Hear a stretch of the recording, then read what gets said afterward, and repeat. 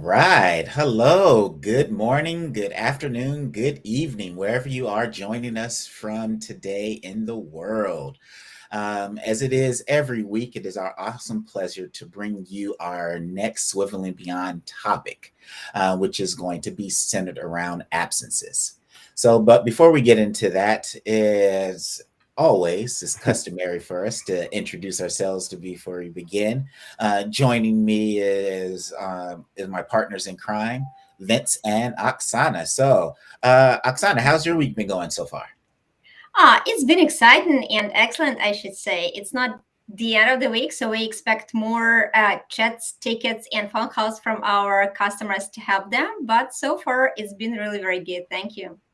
Excellent. Thank you for that. What about you, Vince? Yeah, it's been pretty good. We're getting ready to put out a bunch of content for everybody here that's following us on Swivl, and some more updates coming at the end of the month for our app. So not for app, for our platform. So keep watching us and seeing what we got for you. Yeah. Also, if you're watching us now, please let us know where you're watching us from. Throw it in the chat, and we'd be happy to respond and show your comments too. Kelvin? Excellent. Thank you for that as well, Vince. And yeah, so far so good for me. It's Wednesday, hump day, so halfway through the week. I've been staying extremely busy. I always tell people I love being busy because the alternative is not having anything to do. And for me, I don't like that. That's right. That's right. With that being said, we're going to go ahead and get started. As Vince had mentioned, you're more than welcome. Go ahead in the chat. Let us know where you're joining us from, Mm-hmm. and and please comment as we go through about the topic. All right. Yep. So let us begin. We're talking about absences. Now, this is one of those things as an educator, I could definitely say was one of the most frustrating, nerve wracking, and time consuming things that tend to make up part of my day or week or month, just depending on if it was me that was having the absence or it was for students as well. Because, again, there's a lot that goes into absences, which brings us to our very first question. How do you prepare for absences as a teacher, or for you as a teacher, or for your students? Okay. Like I said, for me, it was definitely one of those things that did take up a lot of time. I found myself whenever I was going to be absent, just dreading it, mainly because it just honestly, for me, and maybe this isn't your experience, it involved so much more work. It was just like, okay, got to make sure I have everything in great detail so there's no ifs, ands, or buts about what I expect to happen at each given point throughout the day that also involved each individual student during those points throughout the day. Making sure I had all the materials there, all the copies, everything that was going to be needed, highlights of the lesson plans, the numbers of people to ask if you, for whatever reason, get stuck, making sure that those people knew that you may be getting a call from somebody on this day when I am out. And then, of course, having that conversation with my students and letting them know that I am coming back. So if you're doing things you're not supposed to, there will be consequences. But there was just so much that went into it. I, and maybe not alone in this as well, found that it was usually easier if I just wasn't absent. So I did my best to try not to get sick or or go away for anything that might have been interesting to do, like conferences of that nature, because it was just a lot of work and less of a headache if I didn't do it and I was just there in the classroom. I don't know. That was kind of my experience. What about you, Vince or Oksana? Yeah. So for me, it's very similar to you. I know it's bad, but a lot of times it was just easier to not be absent, especially because you can have the best like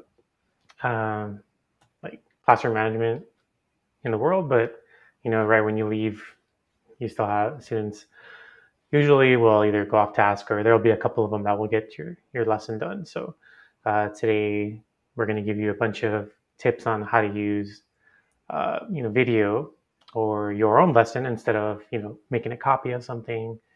So that will really help out. And I wish I had that when I was teaching as well, because I could have definitely used it. Any method that we're going to be talking about today. One other thing is, when I was teaching, having an absence, I would always have my partner teacher or maybe the teacher across the hall, hey, can you check in on my class, or can you hover over, so that happened a lot. And I'm sure, luckily I had a really great partner that she would always help me out with that, but I know not all of us have that, have that good partner that will check on your class. So that's another thing that you need to prepare for, right? So Oksana, do you have any? Yeah, I agree.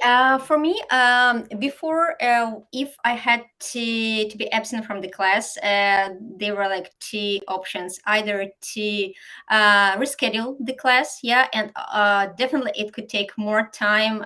First of all, to arrange the convenient time for me and for my students, and it would take extra time, right? Or just to send them the materials to study, to work on, and then to discuss it. But of course it couldn't replace like a real class. But now with our product, with the video solution, I think we could solve this problem of a teacher's absence and a student's absence. Because before, if some of my students were absent from the class, there was like no way for them to catch up with it. Sure, they could take the materials on the notes of their group mates. They could read the material somewhere in the books, but it wasn't like a real classroom work. And again, now having video and the possibility to live stream, they could still be present in the class, and they won't lag behind their group mates. Excellent. Thank you for sharing as well. So again, it seems like we had our experiences were different, but at the heart of them, very similar. And, that's kind of the whole reason for us talking about this, is that we know that there is definitely a need for it, because this is something that is universal across the world as far as how teachers prepare for absences. And so we're going to show you right now how you can go ahead and use video to record lessons within your classroom to prepare for those absences. And then we're going to talk about the why behind it. So I'm going to go ahead and share my screen here. And this is just our Zendesk page, so our Swivl help desk. And this is the section that in particular talks about managing your video on the Teams app. So how to record and capture that video. I'm going to have my wonderful colleagues. They're actually going to drop this into the chat, so you'll be able to use this and follow along and see this as well. So first thing I'm going to do is go ahead and get my robot set up. Setup process, very simple. Just going to go ahead and turn on my robot. You can use your iPad or Android device. You would also be able to use your mobile phone as well to connect with the robot. So once I have everything turned on and it is connected, I'm just going to make sure I have my marker turned on. I'm going to get those 2 green lights there also. So now I have my 2 green lights on my marker, 2 green lights on my robot, and you're ready to rock and roll. So first thing you're going to notice is you're going to be on that home screen. So again, I'm showing you this on in person as well. You can see that it's here on the screen also. These are just the slides of things that I'm doing. So right now I'm on the home screen. I'm going to hit that record button. So this is actually going to take me to that capture screen. From here on the capture screen, I can just go ahead and start recording my lesson. So I can either hit record on the app, so within the screen, or I can hit the red record button on the marker as well. Either one doesn't necessarily matter. So I'm just going to go ahead and hit this. And now I'm recording, I'm doing my lesson, walking around. The robot will, of course, follow me if I hit the center button to turn the tracking on. So you'll see my robot's moving. So while I'm teaching, talking about this particular lesson, it's all being recorded. Now, at the end of the lesson, I'm done. I can go ahead and hit that red record button on the marker or on the app itself. After you've done that, it's going to take you to the edit screen. Here, this is where I just add a title for that video. So let's just say this was your math lesson, right? So I just put math lesson. You can name it whatever you would like. That doesn't necessarily matter. It's more of making sure that you know what you named it so you can find the video later. And then just go ahead and hit done. After I hit done, it's going to take me to my library where I'm going to see that the video is actually being uploaded. Okay, this is great because it's going to be uploaded to your team's account where you would have access from that video as well. However, if you didn't want to go to your team's account, you would be able to share the video here as well. So again, you're doing this to share out with your students for the lesson that you just recorded. So you just hit share. You can create a web link, maybe do a direct share to your group, or post this onto your classroom website as well. So again, very easy, depending on how or what you want to do. Okay. Now that's it again, just with recording. So you're doing your asynchronous lesson that's happening. But what if you are hybrid, right? And you have a student that maybe because of the pandemic, they have COVID or close contact and they have to be isolated. Well, you can also do a live stream. Now, with the live stream, it's very simple to be able to do as well. So I'm going to actually go to the next section here, live streaming. And there's different methods or ways, different setup modes for doing the live stream. But I'm just going to show you one of those three, which is our traditional. The traditional setup, again, completely easy to do. It doesn't involve you connecting to your teacher computer or desktop, laptop. It's just going to be your mobile device and the robot. In this particular instance, you're actually going to start on the stream section, whether that's Zoom, Microsoft Teams. So you can launch that section. It's actually going to then launch the app for you. Okay. Once it launches the app, you would be able to either join a meeting that you already have in progress or just start a brand new meeting. So I'm just going to go ahead and start a meeting right here. So now so everything is set up. I can invite people from this meeting just like normal. I could also have them join in from a scheduled meeting if I've already scheduled this ahead of time. So this is really nice because, again, same thing. The robot is going to be tracking the marker as you're going around. So you can see it's moving. It's tracking the marker. As I'm talking, the students at home will be able to hear what's happening as well. So this, again, for students that are not physically there in the classroom, they're at home, they would be able to hear and still be a part of that lesson without missing out.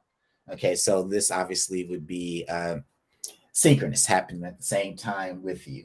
Now, you would wear a set of wired headphones with a 3mm audio jack cable that you would plug into your marker. So you would be able to hear what the students at home are saying to you. They would be able to hear you regardless, even if you didn't have the headphones connected to the marker. But in order for them to hear, in order for you to hear them, you would have to have those headphones. So again, Both of those should be in the chat for you. I know that might seem like it's a lot. We also do have some videos that go through everything that I just talked about on our YouTube page. So again, please feel free, look at those. If you do have questions, drop those in the chat as well. All right. Yeah. So that is, again, that is the how behind it. So now we're going to go ahead and get into that why. All right. Which brings us into our second question. Why would you want to use video in order to prep for an absence? Okay. So again, feel free, if you are joining us on our social media, pop your response in the chat. We'd love to get your responses from that. But we'll go ahead and kick things off. So again, why would you want to do that? I would say, obviously, there's a number of reasons to do so, but I would say chief among them is that it will help to save you time. You know, that for me, the reason why I like it is because it helps to save time. Everything that you're kind of doing is just like, all right, I spend more time prepping for an absence than I would in actually just teaching the lesson. So for me, if I was going to be out, I would just teach the lesson for that next day, whether it was math or science or whatnot. That way, the students are still getting that instruction from me without me being there. And the substitute teacher would just have to play the video and make sure that obviously that he or she is present and can just make sure that she's helping, that they're helping to facilitate during that lesson, during that instruction. Okay. Also, for me, it will help to save time in the long run, because when let's say I come back the next day, it's not, okay, what did you all actually go over and what happened here? Did you get this? Not, well, I taught the lesson, the video was played, so I know exactly what instruction they did get. Now, that's not to say that there wouldn't be any further conversations on that, but it's not like you're starting over from scratch. Okay. So again, that's one of the reasons why I see the benefit of video as well. Oksana, what about you? I absolutely agree with you that it saves time. But besides that, I would also mention maybe some benefits for the students, because first of all, they do not get one more the same lesson. I mean, the same teacher live, face to face with them standing next to the whiteboard or blackboard, but they have something different. Yeah, it makes them feel, I don't know, excited a little bit. Why not? Then I think it could improve their organizational skills, so they could become more disciplined, more organized, because they have some kind of amount of work to do, or some instructions that should be followed. Yeah, and they need to decide what time should be allocated to this task, to that task. Do they need to listen to it once more, several times more? Who will be like the leader who will say, okay, let's stop, let's pause the video, right? Or let's come back and play it back, something like that. And of course, it could improve their skills with time management, how to keep time, just to do everything during the lesson. Because when we are getting ready for our absence, we could record not the whole lesson, right? We could record some explanation of a new topic and leave some tasks for them to do. Or we could record the instructions for a project, let's say, and ask them to divide into mini groups and do some kind of a project according to the detailed instruction that we have mentioned in our video. And then they need to work on them, and they need to be ready like by the end of the class, the lesson. So they need to work on their time management skills, on their leadership skills. So for me, it's much more than just video with the teacher and the topic and the instruction, something deeper that could really improve lots of student skills. Excellent. Wow. Very well said, Oksana. Thank you for sharing that. What about you, Vince? Anything you'd like to add? Yeah, definitely. You all have already gone through a bunch of different ways that you could use video to prep for an absence, but what about those? There could also be those times when you can't really prep for them. So, for example, when a student has to leave, you're in the middle of a lesson and a student gets called out of class. Hey, I gotta go to a doctor's appointment or something like that. Maybe something happened with the family. Hey, no problem. I'm gonna set up my Swivl. I'll record the rest of this lesson. I'll send you the link later. I'll send it to your parent, and you can watch it at home if you have a chance. If you don't, it's okay. You can watch it tomorrow. But you have that option to record the lesson that you're currently doing and then share it with them later. So, and it's super easy to do that. You just, like Kelvin showed you, pop on your Swivl, or you don't even need to use a Swivl robot. If you don't have one, you can use a tablet. You can use the Teams by Swivl app. You can use our Teams platform, the Teams by Swivl website, cloud.swivl.com. So you can just load it up, use your webcam that you have on your computer already, and just make the video real quick. It doesn't have to be perfect because all they're doing is trying to see the rest of the video, right? And another thing it could be useful for is if you're speaking of it, synchronous, let's say you have a really good relationship with the substitute that's going to be going there. You could possibly, if you feel well enough at home, you could even just do a live stream from home and teach the little part of the lesson, maybe 15 minutes, and the sub can do the rest of it or something like that. So it just really, that really, of course, depends on, your comfort with a sub, or, sometimes schools have like the same subs over and over. So you might have that kind of relationship with them. So I know I had that with one of the ones that I was working, the previous school I was working in. So it just really depends. It's very flexible, and it's you teaching, not just someone else teaching. So. Thank you for sharing that, Vince. And yes, I definitely agree with that as well. And because just a couple of points on that. The unexpected, that's really the thing that you just, obviously you never know because it's unexpected, but it is nice because, as you did see, it's very easy to set up your Swivl robot and just get that recording going.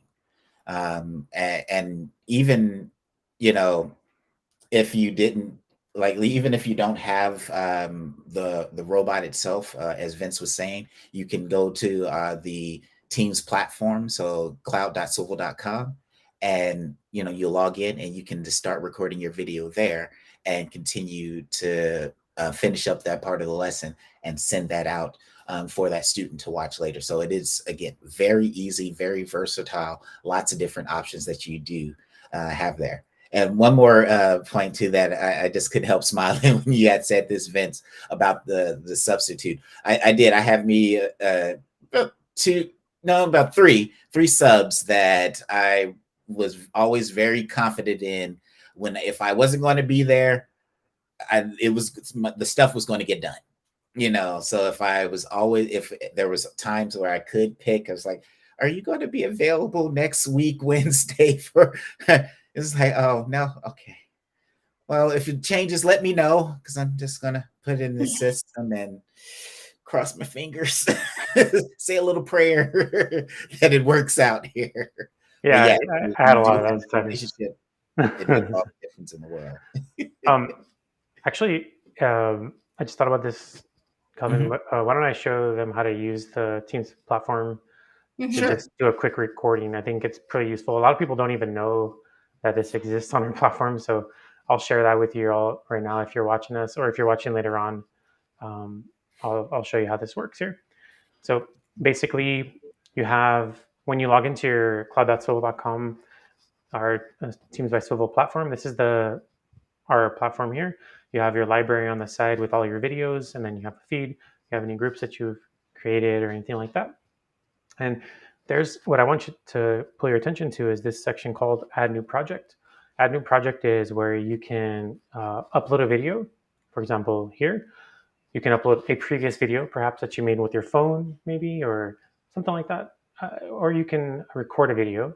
And when you click on record, you can then use your webcam here. You can do a screen recording.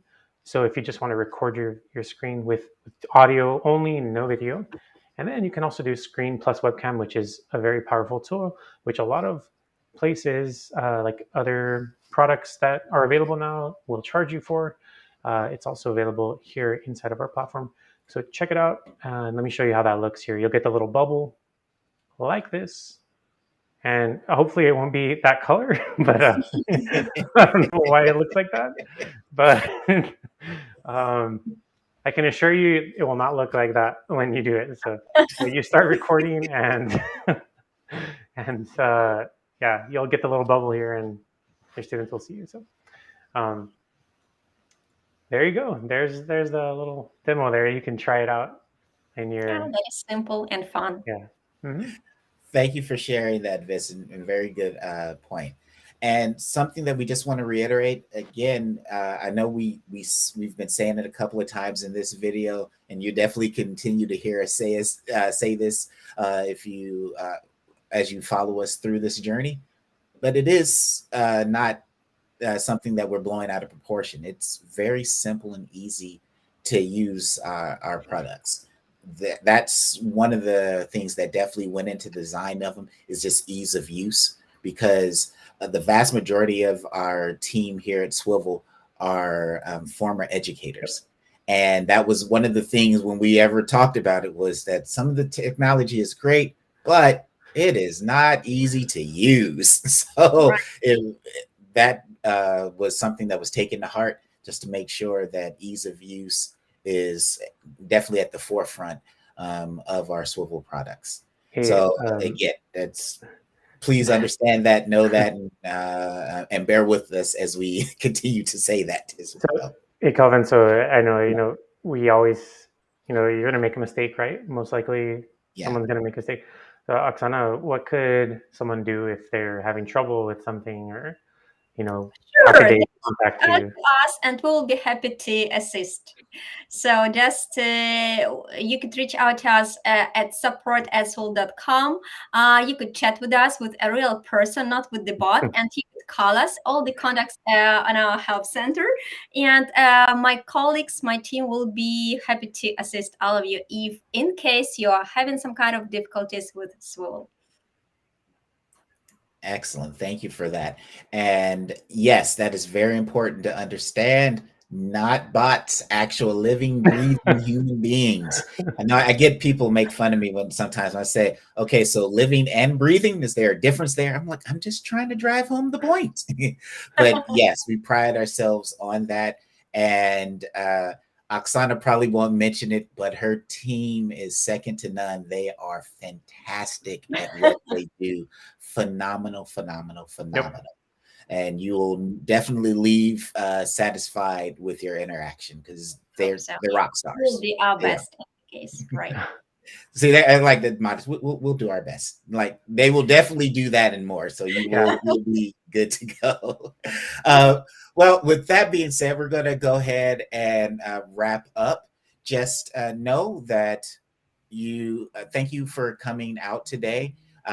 Join us next week, as we will, of course, join us tomorrow for our weekly Q&A sessions. I kind of got ahead of myself. No, it's okay. Where we will be talking about any and everything Swivl related. So if you have a question about the robot, if you have a question about the app, if you have a question about markers, or why does my robot not turn on when I do this, come there, let us know. We'll be more than happy to help you out. If you haven't done so yet, please follow us on Twitter. That's simply @Swivl. You can also follow us on Instagram at GoSwivl. Also on our YouTube channel, subscribe, and that's youtube.com/Swivl.